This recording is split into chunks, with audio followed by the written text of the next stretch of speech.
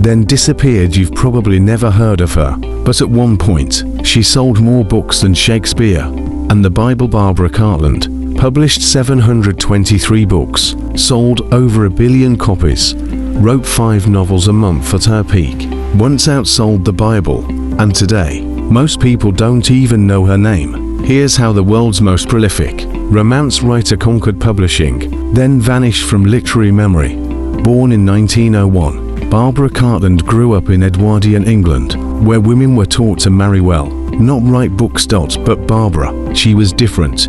She believed in love and in women who demanded more from it. Her first novel was rejected by multiple publishers. They called it too emotional, too dramatic, and one editor even said, "Nobody wants to read about a woman who saves herself." She sold it anyway. It became a hit.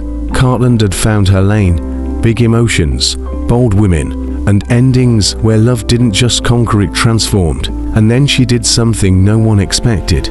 She never stopped. She wrote every day, dictated her stories while lying on a chaise lounge, in flowing gowns and full makeup, sipping tea. At her peak, she wrote a novel every 4 days, typed up by her secretary, edited, and sent straight to publishers. Readers couldn't get enough. By the time she was in her 80s, she had sold over 1 billion books. Yes, 1 billion. That's more than Stephen King, more than Agatha Christie. At one point, only the Bible sold more.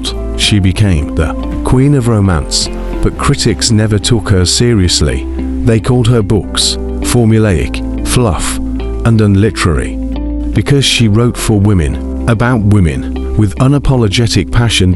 Although she topped the charts, she was excluded from the canon. Barbara Cartland didn't care.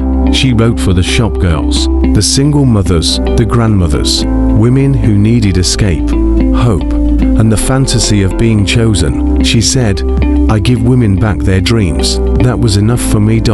When she died in 2000, at the age of 98, she left behind 160 unpublished manuscripts, 1 billion books sold, and a literary legacy no one talks about today. She's barely studied, rarely cited, almost erased. Why?